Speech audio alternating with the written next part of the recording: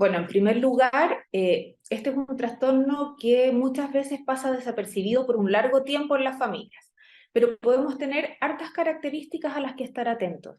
Pueden haber síntomas físicos que nos planteen este trastorno, como por ejemplo dolores de estómago, náuseas, sensación de que comen poquito y ya están llenos de alimentos, intolerancia al frío. Todo eso podría hacernos pensar de que algo está pasando, pero son muy inespecíficos. Entonces tenemos que también mirar la conducta de esos adolescentes.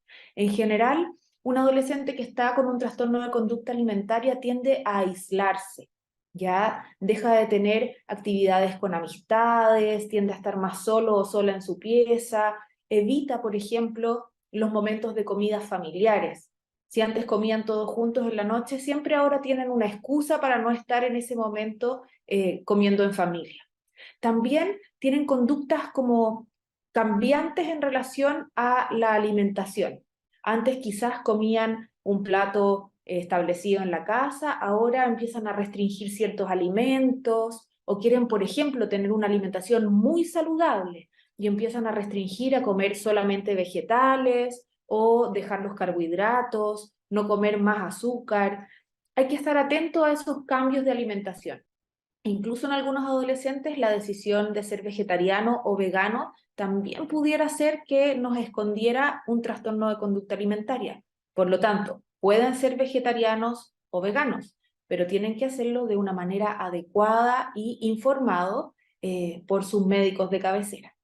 Por otra parte, también podríamos encontrar que aumentan ciertas conductas que son compensatorias al ingerir alimentos. Por ejemplo, empiezan a hacer mucho deporte, ¿ya? Y tienen actividad deportiva todos los días y además de manera muy rígida. O sea, si ese día no pueden hacer su deporte, aparecen muchos síntomas desde la angustia, la ansiedad, incluso se ponen muy irritables, ¿ya? Cambia el estado de ánimo. A veces no entendemos por qué nuestros hijos o hijas de un momento a otro están mucho más irritables, rabiosos o incluso más tristes, más escondidos. Todas esas cosas debieran causarnos una alarma y poner más atención a su conducta y preguntar si es necesario. Yo creo que uno de los temas fundamentales aquí es la rigidez. En general, cuando hay un trastorno de conducta alimentaria, hay cambios conductuales, pero son cambios muy rígidos y un poco obsesivos. ¿Qué quiero decir con esto? Por ejemplo, una chica empieza a tomar agua más que de costumbre y parece una conducta saludable, pero la verdad es que si olvida su botella de agua en la casa y no logra contabilizar cuántos litros de agua toma al día, su sensación de angustia o su desesperación es alta. O, por ejemplo, empiezan a hacer ejercicio y uno como papá está contento porque están con menos vida sedentaria, hay más actividades, etcétera, pero si se salta una de sus prácticas también es un problema mayor. Eso ya no es normal. En general, las actividades tienen que traer disfrute y tienen que ser flexibles. Otra cosa que podríamos poner atención es que los ánimos están muy lábiles. Yo sé que en la adolescencia eso cambia, pero aquí es aún mayor en el sentido de irritabilidad, aislamiento o tristeza. Los más fundamentos, o sea, los más presentes son anorexia y bulimia, ¿ya? Y estos en general son conductas que vamos a observar en nuestros pacientes que se mantienen en el tiempo. En general uno pide que haya al menos 3 meses de evolución de estas conductas. Algunos, como en el caso de la anorexia, tienen una restricción de alimentos que lleva a una baja de peso, a una pérdida importante del peso.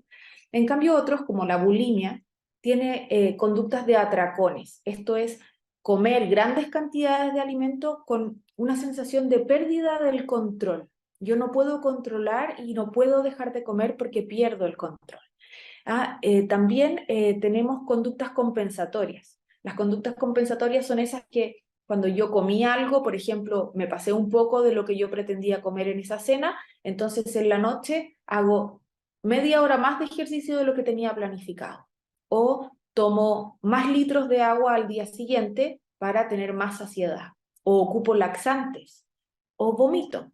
Y eso hay que estar atento. Por ejemplo, si mi hija o hijo, luego de cenar o durante la cena, va al baño y está mucho tiempo en el baño, tengo que estar atento a que no vaya a haber un vómito postprandial, que eso sería una conducta compensatoria de una bulimia, por ejemplo. El tratamiento debe ser hecho por un equipo especializado en trastornos de conducta alimentaria y un equipo multidisciplinario. O sea, tenemos que abordar los distintos aspectos, tanto el área de salud mental, con psiquiatría, psicología, pero también el área biológica, con un médico nutriólogo o con un pediatra, un adolescentólogo también incluido en el equipo.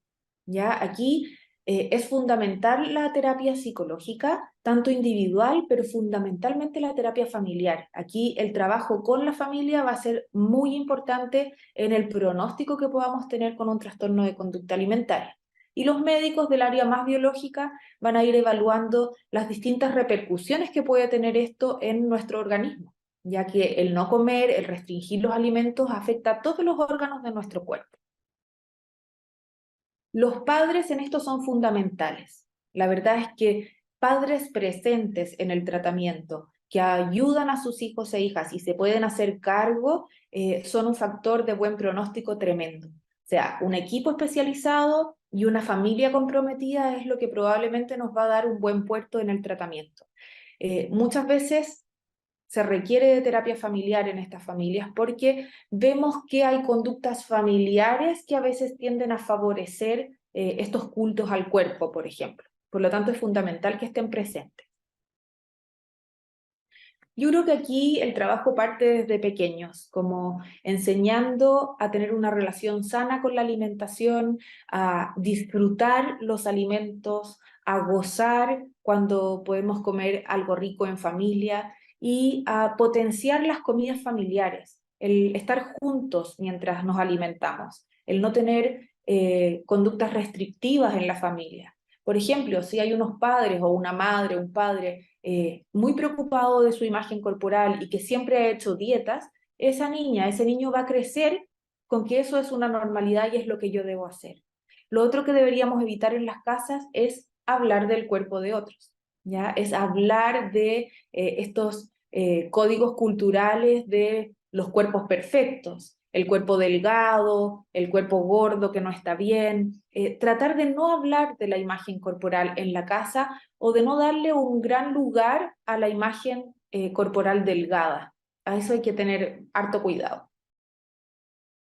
Mira, existen varios talleres en general que dan centros que se especializan en estos temas, donde se apoya a los familiares de personas que tienen un trastorno de conducta alimentaria.